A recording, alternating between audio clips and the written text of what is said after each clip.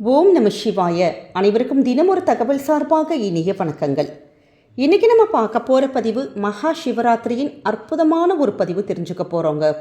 சிவராத்திரி அப்படின்னாலே சிவனுடைய அருள் நமக்கும் நம்ம குடும்பத்தில் இருக்கவங்க எல்லாருக்குமே கிடைக்கக்கூடிய ஒரு அற்புதமான ஒரு நாள். அதனால் இன்றைக்கி வந்திருக்கக்கூடிய ஒரு நாளை, இன்றைக்கி வந்திருக்கக்கூடிய இந்த ராத்திரி பொழுதை யாருமே தவறவிடக்கூடாது. நிறைய பேர் சிவராத்திரிக்கு விரதங்கள் இருப்பாங்க. ஒரு சிலருக்கு இந்த உடல் தகுதி நமக்கு ஒத்து வரல, குடும்ப சூழல் நமக்கு முடியலை, நிறைய பேருக்கு அடுத்த நாளைக்கு வேலைக்கு போகின்ற சூழலாக இருக்கும், இல்லை இன்றைக்கி நிறைய பேர் வேலை செய்கின்ற அந்த சிச்சுவேஷனாக இருக்கும். அப்படி எங்களால் இது மாதிரியான வழிபாடுகள் எதுவுமே செய்ய முடியல அப்படிங்கிறவங்க கூட இன்றைக்கி ராத்திரி வந்திருக்கக்கூடிய ஒரு பவர்ஃபுல்லான ஒரு மணி நேரம், நமக்கு கோடி கொடுத்தா கூட இந்த ஒரு மணி நேரம் நமக்கு இனி திருப்பி அடுத்த வருஷம்தான் கிடைக்கும். அப்படிப்பட்ட சக்தி வாய்ந்த ஒரு மணி நேரத்தில் யார் ஒருத்தங்க சிவபெருமானை நம்ம பூஜிக்கிறோமோ, இல்லாட்டி மனசார ஓம் நம சிவாயை நம்ம சொல்லி வழிபடுறோமோ, கேட்கக்கூடிய வரங்கள் எல்லாமே கிடைக்கும். நம்முடைய நியாயமான கோரிக்கைகள் அப்படியே சிவனுடைய அருளாலே பலிதமாகும் அப்படிங்கிறது தாங்க ஐதீகம். ஏன்னா இந்த ஒரு நேரத்துக்கு அவ்வளோ ஒரு சூக்ஷ்மம் இருக்குது. நம்முடைய தலையெழுத்தை மாற்றக்கூடிய அற்புதமான அந்த சூக்ஷ்ம நேரம் என்ன, அந்த நேரத்தில் நம்ம என்ன விதமான வழிபாடுகள் செய்யணும், நம்ம எப்படிப்பட்ட சில மந்திரங்கள் சொல்லணுங்கிற அற்புதமான தகவல் தான் இப்போ நம்ம ஷேர் பண்ண போகிறோம். பதிவுக்குள்ளே போகிறதுக்கு முன்னாடி நம்முடைய சேனலை நீங்கள் இப்போ வரைக்கும் சப்ஸ்கிரைப் பண்ணாமல் பார்த்துட்ருக்கீங்கன்னா கண்டிப்பாக சப்ஸ்கிரைப் பண்ணிக்கோங்க. அப்போ தான் எங்களுடைய எல்லா நல்ல நல்ல பதிவுகளுமே உடனுக்குடனே வரும். பக்கத்தில் இருக்கக்கூடிய பெல் பட்டனை மறக்காமல் கிளிக் பண்ணிக்கோங்க. இப்போ பதிவை பார்க்கலாம். சிவபெருமானுடைய மிக முக்கியமான விரதத்தில் ஒன்று தான் மகா சிவராத்திரி விரதம். இந்த சிவராத்திரியானது சிவனுக்கு மிக இஷ்டமான ஒரு ராத்திரி அப்படின்னு நமக்கு கருதப்படுது. இந்த ஒரு நேரத்தில் 30 முக்கோடி தேவர்களும் நம்முடைய ஈசனை வழிபடுகின்ற அற்புதமான ஒரு வேளை. அப்படிப்பட்ட அந்த சிவ ராத்திரியில் நம்ம கண் விழித்து பூஜைகள் பண்ணுறப்ப நமக்கான பலன்கள், நமக்கு என்ன வாழ்க்கையில் நல்ல விஷயங்கள் நடக்கணுமோ அது எல்லாமே எந்தவித தடையுமே இல்லாமல் சிவனுடைய அருளாலே நமக்கு நடக்குங்கிறது தான் ஐதீகம். நம்முடைய சேனலில் ஏற்கனவே மகா சிவராத்திரிக்கான நம்ம காலையில் ஏந்திரிச்சோன்னு சொல்லக்கூடிய ஒரு மந்திரப்பதிவு கொடுத்துருக்கோம். நீங்கள் சப்போஸ் இன்றைக்கி காலையில் சொல்ல முடியாட்டி கூட இன்று நாள் முழுக்க பூஜை நேரத்திலையாச்சும் இந்த ஒரு மந்திரத்தை நீங்கள் மறக்காமல் சொல்லணும். சப்போஸ் அந்த வீடியோவை இதுவரைக்கும் பார்க்காத சகோதர சகோதரிகள் நிச்சயமாக பார்த்து பலனடையணும். இந்த சிவராத்திரிக்காக நிறைய பேர் நம்ம விரதங்கள் இருப்போம். அதாவது இன்றைக்கி காலையில் எடுக்கக்கூடிய இந்த விரதமானது நம்ம இன்றைக்கி ராத்திரி ஃபுல்லாக தூங்காமல் நாளைக்கு மாலையில் நம்ம 6 மணிக்கு சிவ பூஜைகள் எல்லாம் முடிச்சுட்டு ஒரு தீபம்லாம் ஏற்றிட்டு நம்ம பொழுது சாஞ்சதுக்கப்புறம் தான் தூங்கணுங்கிறது தான் ஐதீகம் இருக்குது. நிறைய பேரால் இந்த சிவராத்திரி விரதங்கள் இவ்வளோ ஒரு பெரிய ப்ராசஸிங்கில் இருக்க முடியாது. ஏன்னா குடும்ப சூழல், ஆஃபீஸ்க்கு போயிட்டு வர விஷயங்கள், இப்படி நிறைய விஷயங்கள் இருக்குது. ஆனால் நம்ம சொல்லக்கூடிய சில ஒரு முக்கியமான ஒரு சூக்ஷ்மமான ஒரு நேரம் இருக்குங்க. இந்த ஒரு மணி நேரம் நீங்கள் சிவனை வழிபட்டாலே போதும். கண்டிப்பாக ராத்திரி ஃபுல்லாக எங்களால் தூக்கம் கண்விழிக்க முடியல அப்படிங்கிறவங்க கூட இந்த ஒரு மணி நேரம் கொஞ்சம் சிரத்தை எடுத்து சிவபெருமானை நம்ம வழிபட்டால் நமக்கு வேண்டிய வரங்கள் எல்லாம் கிடைக்கும். ரொம்ப ஒரு அற்புதமான யோகமான ஒரு பலனை தரக்கூடியது தான் இந்த லிங்கோத்பவ காலம். வருடம் முழுக்க நமக்கு சிவராத்திரி வந்தாலுமே இந்த மாசி மாதத்தில் வரக்கூடிய தேய்பிரை சதுர்த்தி நாளில் தான் சிவபெருமான் பார்வதி தேவி திருமணம் செய்து கொண்ட நாளாக மகா சிவராத்திரி நாளாக இருக்குன்னு சொல்லிட்டு நிறைய புராணங்கள் சொல்லுது. இந்த நாளில் சிவபெருமானுக்கும் சரி பார்வதி தேவிக்கும் எல்லா கோவில்களிலுமே சிறப்பான பூஜைகள் நமக்கு சின்ன கோவிலாக இருக்கட்டும் இல்லை பெரிய ஒரு கோவிலாக இருக்கட்டும் கண்டிப்பாக சிவராத்திரி பூஜை நடக்கும்.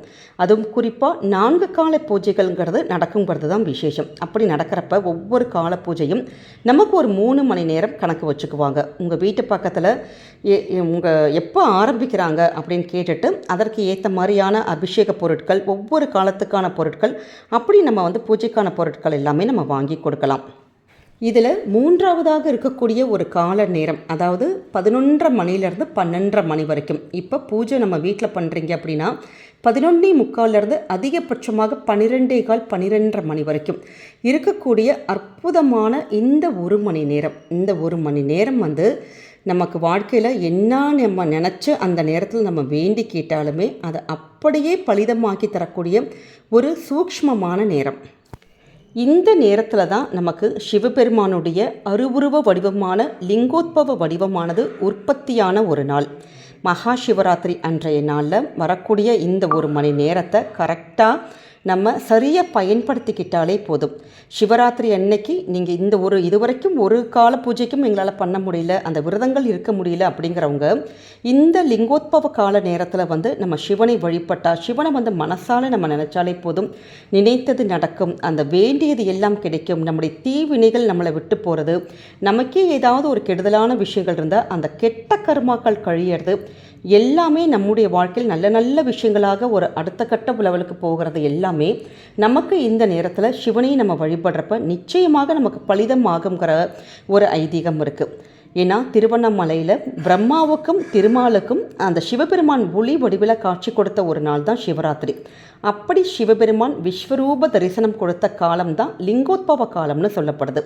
அதாவது சிவராத்திரி அன்னைக்கு வரக்கூடிய கடைசி 14 நாழிகை 11:30 மணிலேருந்து ராத்திரி 1 மணி வரைக்கும் இருக்கக்கூடிய காலம்தான் இந்த லிங்கோத்பவ காலம்.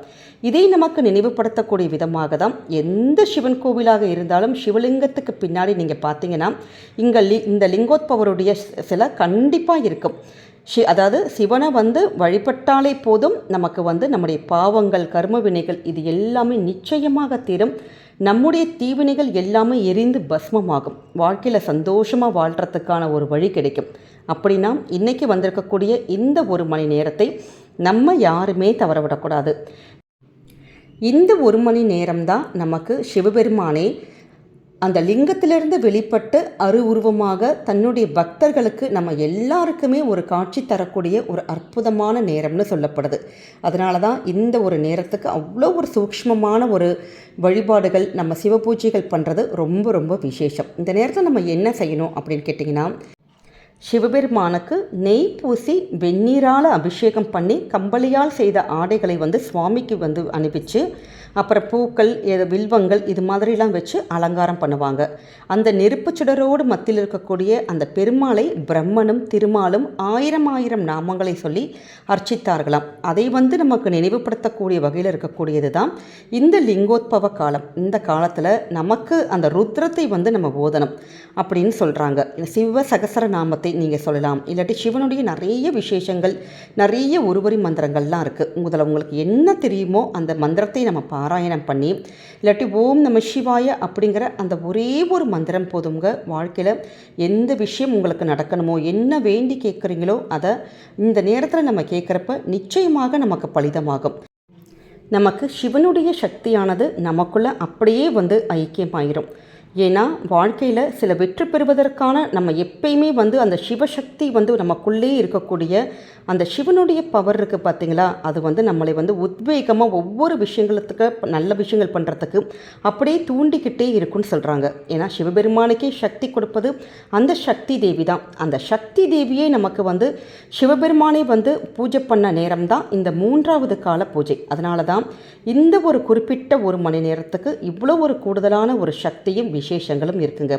அதனால் நீங்கள் இன்றைக்கி ராத்திரி வந்திருக்கக்கூடிய இந்த 1 மணி நேரம் அதிகபட்சமாக 11:45 12:30 மணி வரைக்கும் இருக்கக்கூடிய இந்த ஒரு நேரத்தில் உங்களுக்கு எவ்வளவு நேரம் முடியுமோ, 5 நிமிஷமோ 10 நிமிஷமோ இல்லாட்டி ஒரு 15 நிமிஷமோ, இந்த இடைப்பட்ட நேரத்தில் வீடாக இருக்கட்டும் கோவிலாக இருக்கட்டும், இல்லை நீங்கள் வழியிலே ட்ராவல் பண்ணிகிட்ருக்கீங்க எங்கேயா இருக்கட்டும், எந்த நேரமாக இருந்தாலுமே எந்த இடமா இருந்தாலுமே மனசுக்குள்ளே ஆத்மார்த்தமாக நீங்கள் தூங்காமல் சிவபெருமானுடைய சக்தி வாய்ந்த ஓம் நம சிவாய இல்லாட்டி நம சிவாய இல்லாட்டி ஓம் நமோ பகவதி ருத்ராய நமக இந்த ஒரு மந்திரத்தை, ருத்ரனுடைய மந்திரத்தை யார் ஒருத்தங்க இந்த 3ஆம் கால பூஜையில் நம்ம திருப்பி திருப்பி ஜெபிச்சுட்டே இருக்கோமோ, நம்முடைய வாழ்க்கையில் எல்லா தோல்விகளும் எல்லா தடைகளும் விலகி வெற்றி மேல் வெற்றி கிடைக்குங்கிறது தாங்க ஒரு ஐதீகம். இந்த ஒருவரி மந்திரத்தை நீங்கள் சொல்கிறதோடு மட்டும் இல்லாமல் இந்த நேரத்தில் நிறைய குழந்தைங்க எக்ஸாமுக்காக படிச்சுட்ருக்காங்க. அந்த படிக்கிற பசங்களையுமே இந்த 1 மணி நேரத்தில் சிவனுடைய பூஜைகள் செய்ய சொல்கிறது, சிவனுடைய மந்திரங்கள் நீங்கள் சொல்லி செஞ்சீங்கன்னா கண்டிப்பாக அந்த சிவ வழிபாடு பண்ணக்கூடிய அந்த ஒரு நேரமே நம்முடைய குழந்தைகளுடைய தலையெழுத்தை கண்டிப்பாக மாற்றும். வரக்கூடிய இந்த தேர்வு எக்ஸாம்ஸ்லாம் நல்ல மார்க் எடுத்து அவர்களுடைய எதிர்காலமானது ரொம்ப சிறப்பாக இருக்கும். அதனால் இன்றைக்கி வந்திருக்கக்கூடிய இந்த 1 மணி நேரத்தை யாருமே தவறவிடக்கூடாது. நம்ம இந்த சிவராத்திரிக்கு இந்த விரதங்கள் இருந்தால் என்னெல்லாம் பலன்கள் கிடைக்குமோ அந்த பலன்களை தரக்கூடிய அற்புதமான இந்த 1 மணி நேரம் நிச்சயமாக எல்லாருமே பலனடையணுங்க. நம்முடைய கமெண்ட் செக்ஷனில் ஓம் நம சிவாய அப்படிங்கிற அற்புதமான பஞ்சாட்சர மந்திரத்தை பதிவிடுங்க. சிவனுடைய அருள் என்றைக்கும் உங்களுக்கும் உங்கள் குடும்பத்துக்கும் கவசம் மாதிரி இருந்து காக்கும். இந்த பதிவு உங்கள் எல்லாருக்குமே பிடிச்சிருக்கும்னு நினைக்கிறோம். பிடிச்சிருந்தால் மறக்காமல் ஃப்ரெண்ட்ஸ் அண்ட் ஃபேமிலி மெம்பர்ஸ்க்கு ஷேர் பண்ணுங்கள். அவங்களும் இதை பார்த்து பயன்பெறட்டும். நம்முடைய சேனலை தொடர்ந்து ஃபாலோ பண்ணி உங்களுடைய ஆதரவுகள் எப்பயுமே கொடுக்கணும்.